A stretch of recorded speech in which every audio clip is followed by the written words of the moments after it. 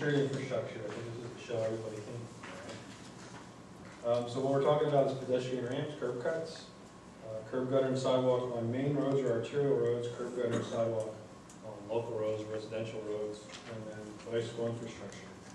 I would note on the last one, on bicycle infrastructure, the bicycle master plan that the city has listed 22 projects, of which 4 of them have the ultimate street improvements in place, and so we have not 4 completed, 9 are in the CIP awaiting grant funding, and then 9 are not yet scheduled. But it's not a much talked about piece of the missing infrastructure, but it's an important part of our circulation element, and so we want to do that here.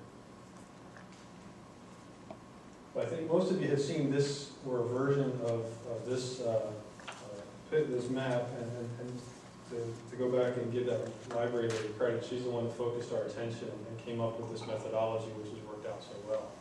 And that was to look at our city and try to figure out a cohesive way that made sense to attack these missing infrastructure areas. And so the way we came up with to do that was to basically take all our elementary schools and then highlight within those elementary schools a quarter-mile radius. And why the quarter-mile radius is important is because that's generally the standard for getting a Safe Routes to School grant.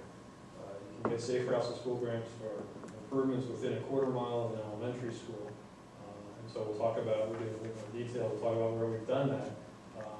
And then, so we identify that, but then in the bigger picture, we identify the attendance boundary areas. So we use Castle Park, we're going to blow that one on next. I'm sort of outlining the attendance boundary of Castle Park. And then within that, give you the improvements that are needed or are missing in this case. And so on this map, the red bar would indicate the missing curb gutter and sidewalk. The pink bar would be missing sidewalk only. And then the yellow bars and the squares you see scattered around are missing curb ramps but have existing sidewalks. So when we blow it up on Castle Park, we can see why the past city councils decided that this was such an important one to focus on. Actually, if you go back on that real quick, that bar really jumps out at you. There's Castle Park, and then the one over on the far side of the 5, where you have or Harbor Side, rather, I don't think it's large on the far side of the 5. And we've actually handled a good bit of the Harbor Side one. But the Castle Park one really jumps out at you as that one cohesive neighborhood that had a lot of missing improvements.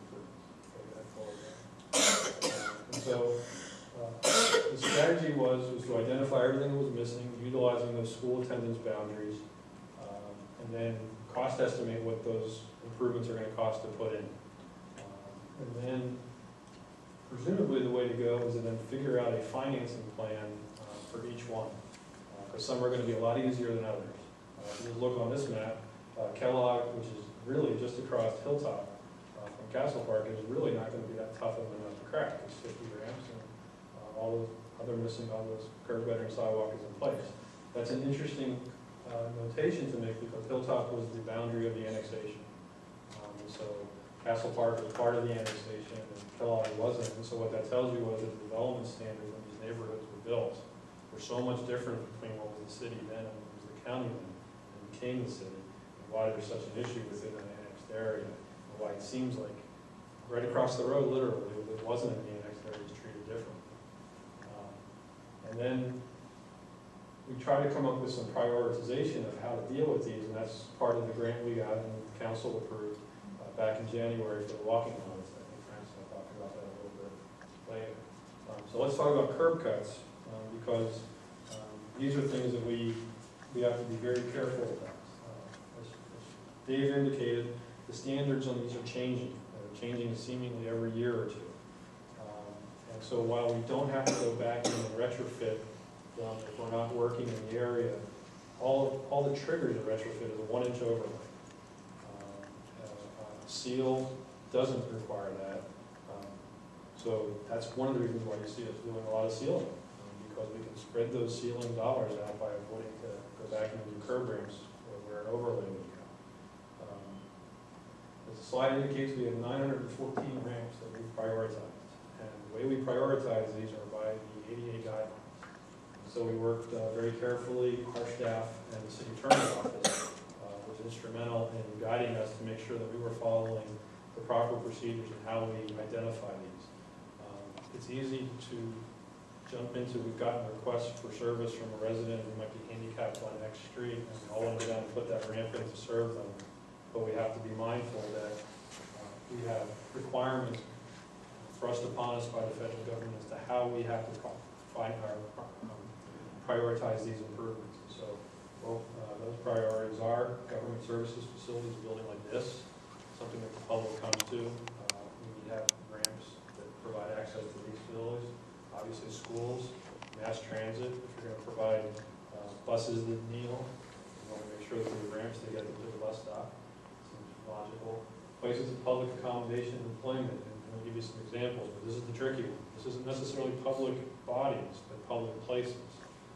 And then residents' requests, and so it's not that we want them to be last, but they have to be dealt with within the guidelines. And so a resident's request may fit in really nicely with one of those other ones, but it has to be viewed within those specifications. Let me just back up for a second before we get into numbers. Give you examples of public accommodation. It would be a lodging, an inner hotel, a place where people would be going like that. Public gathering, auditoriums, convention centers, sales or rental, bakeries, grocery stores, all these sorts of things. So it sort of starts to run the gamut of those private enterprises that have access to the public right of way. Places of public display, museums, libraries, places of education. Place of employment can be as simple as, there's a definition of whose operation will affect commerce. That's a pretty broad. Pretty much any employment base can affect commerce, but it gives you a sense of how difficult it can be to try and come up with a rational prioritization of these. And it's basically anywhere the public can go to is essentially where. What that leaves off, quite honestly, is residential streets. Because you don't have those public stores, workplaces, generally don't have major transit stops. That's why that residence request becomes a problem in light of all the other guidelines. So this is the table. We're not going to give you all of 114, and actually I'll explain the difference. There's a discrepancy between 914 and what you see in this column where it says 1223. The 914 are where we have sidewalks. 1223 includes where we don't have sidewalks, but we have to put a ramp in. So how do we put a sidewalk in? So you can see we've used the same process. We've gone by the schools and we've counted them all up. And we know how many ramps are missing within each one of those areas.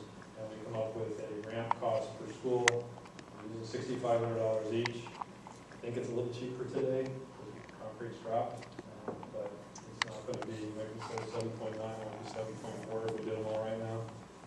But that gives you a sense, if we were going to go and do all those curves, what it would cost.